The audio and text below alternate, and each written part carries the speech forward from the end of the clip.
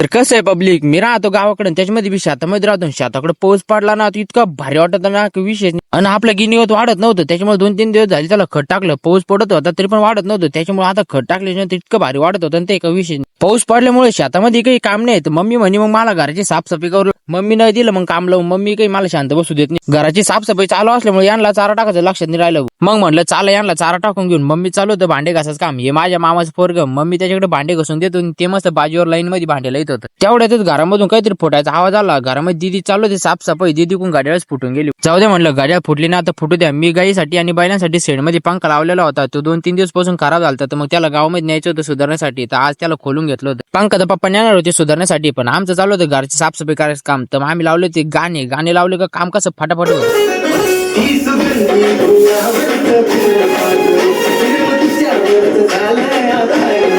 घर धुवायचं होतं म्हणून मम्मी सांगितलं 2 अंडे विरून पाणी आणायचं. मग चाललंच होतं. तर साईडला ही सायकल उभी होती. म्हणलं तुम्हाला सांगाय सायकलीबद्दल. ही सायकल माझ्याकडे 5वी पासून आज पण मी तिला सांभाळते. 8-9 वर्षापूर्वी जशी कंडिशन होती तशीच कंडिशन आता आहे. यांना चारा टाकायचं म्हणता मध्ये दुसरं काम येत होतं. म्हणलं आज यांना चाराच टाकून गिनीगत तोडायला आलतो. सगळे माझ्याकडे बघत होते. त्यांना भूक लागलेली होती वाटतं. म्हणलं आता टाइमपास नाही करायचा, सगळ्यांना चारा टाकून घ्यायचा आता फटकन. एक कवळी घेतली गिनीगावताची, कारुडीला टाकून दिली ती. पण बकऱ्या पाहत होत्या. बकऱ्यांना सकाळी मुरगासम पाला टाकला होता, पण मग त्या लय पाहत होत्या. त्याच्यामुळे म्हणलं त्यांना आता तुरीचं भूस टाकून. बकऱ्यांसाठी तुरीचं भूस घ्यायला आलतो, पण त्याच्या आधी म्हणलं बैलांना चारा टाकून घेऊ. त्यांना तर वाळेला चारा टाकतो, कारण ते लय मारते हो आम्हाला. बैलांना मुरगा आज गिनीगावती जर टाकला ना तर मग ते आमच्या धाकात राहत नाही, म्हणून त्यांना वाळेला चारा टाकावा लागत. बैलांना तर चारा टाकला होता. म्हणलं बकऱ्यासाठी एक टब भरून तुरीचा भूस टाकून देऊ आणि मस्त निवांत बसू. म्हण मस्त पैकी बकऱ्या आणि बैलांना पावसाळ्यासाठी कुट्टीचा स्टॉक भरून ठेवलेला आहे. बकऱ्याला किती खायला टाकावं त्यांना ते कमीच वाटत नाही, त्या खातच राहते दिवसभर. बाकी सगळं झालं. गाईला चारा टाकायचं राहिला भाऊ, मग तिला पण चारा टाकून घेतला. बकऱ्यांची पिल्लं पण अशी छोटे छोटे जागेतून निघात आणि मस्त पैकी बांधायला जाऊन चारा द्या. मग म्हणलं जाऊ दे सर, तू आता मी बसवतो मस्त पैकी निवांत.